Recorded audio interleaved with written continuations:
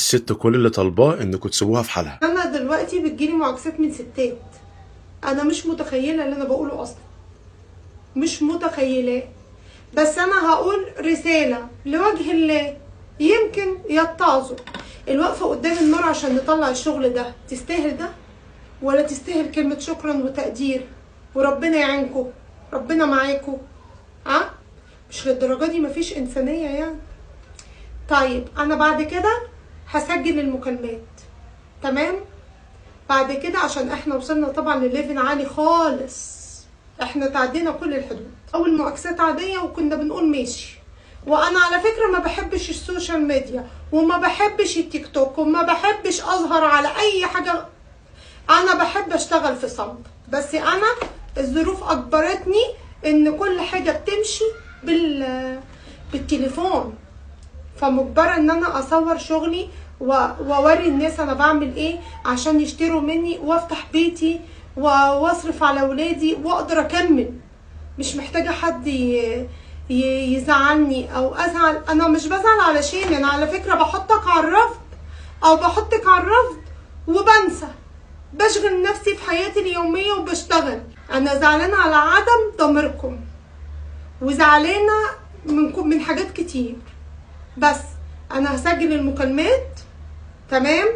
واي حد هيتصل يعمل اوردر على دماغي من فوق، على دماغي من فوق وعلى راسي من فوق. اي حد شيطانه هيوزه وهيتصل بيا معاكسه، رسائل واتسيه يعني، ده انا بتجيلي محادثات على الواتس كمان. فانا كل ده هيتسجل وهتخذ الاجراءات القانونيه وهعمل فيكم محضر. دي حاجه، دي نقطه. خلي عندكم ذره ضمير شويه. بنقف قدام الفرن وقدام النار علشان ناكل بالحلال. ايه رايكم فيه؟ عارفه ان في ولاد حلال كتير في الدنيا مش كلها كده يعني. عمايل ايديا قرص فلاحي طازه، قرص فلاحي طريه بتاعتنا دي بالسمنه البلدي. بصوا الطراوه والجمال والحلاوه. عاملين قراقيش بالسمنه البلدي، قراقيش ساده وقراقيش بالعجوه. ست بتسعى بالحلال، ست كل اللي عملته ان هي قررت انها تواكب اللي بيحصل وبتعرض شغلها على السوشيال ميديا. فطبعا اي ست يعني بتشتغل في السوشيال ميديا بتعرض بضاعتها، طالما بتظهر هي في الفيديو للأسف بتقابل النوعيات دي كلها. لكن أنا كنت كل اللي فاكره إن الموضوع بيتوقف مثلا إن شاب يعاكس، إن راجل يعاكس، يعني مثلا بنسمع، وده لما تيجي تشوفها هتلاقي إيه بتحصل.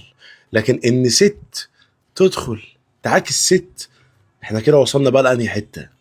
يعني دي ما بقتش جراءة، يعني احنا عدينا بقى مرحله الجراءه. جراءه ايه؟ لا احنا وصلنا لحته تانية.